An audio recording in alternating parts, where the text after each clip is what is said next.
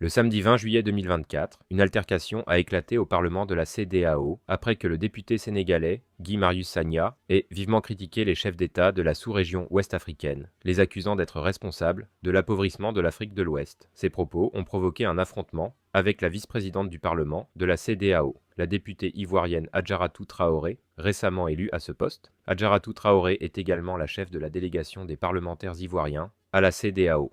Depuis le début de la première session ordinaire du Parlement de la CEDEAO, Guy Marius Sagna n'a cessé de critiquer les dirigeants ouest-africains, notamment Faure Gnassingbé, Patrice Talon et Alassane Ouattara.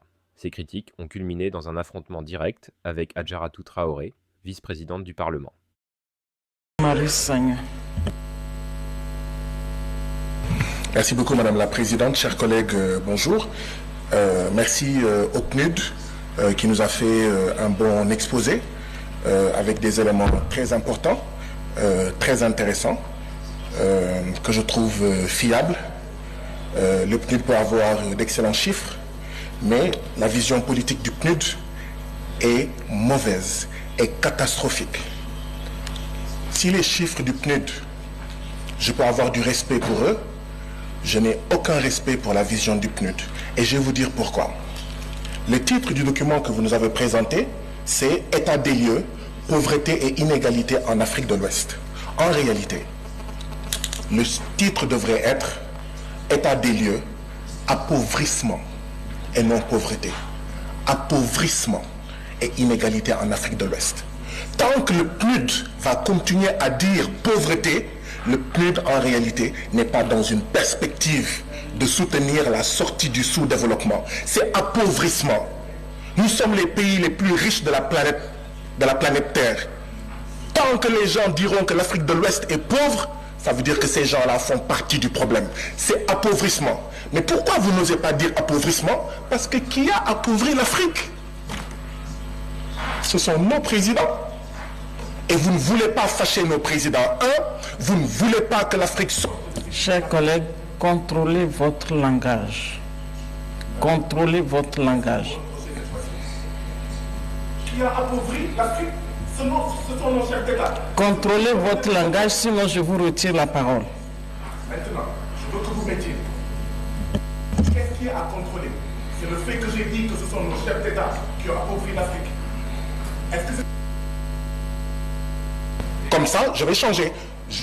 Mais qui a dit oui? Qui a dit oui? Ok. Vous suivez.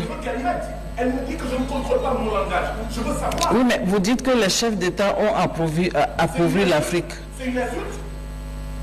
Mais c'est la manière de présenter. Non, est-ce que c'est une insulte de dire que nos chefs d'État ont appauvri l'Afrique? Oui, mais c'est la manière de présenter. C'est la manière de présenter. S'il vous plaît, chers collègues, c'est la manière de présenter. Et vous, mes collègues, vous regardez que je sois...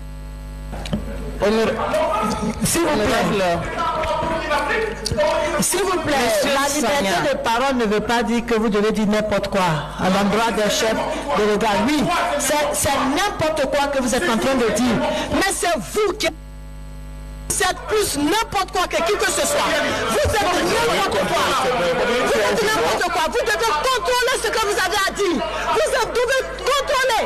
Vous ne pouvez pas vous adresser au chef d'État. Ce ne sont pas vos amis. Vous ne pouvez pas vous adresser au chef d'État n'importe comment. Je ne suis pas d'accord.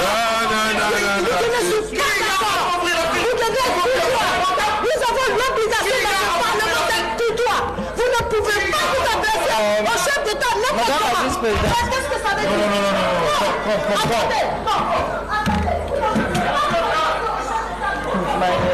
My friend is...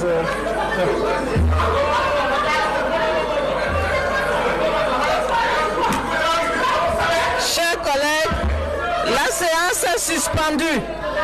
La séance est suspendue. La séance est suspendue. Il ne peut pas s'arrêter. Non, je ne suis pas d'accord. Je ne suis pas d'accord.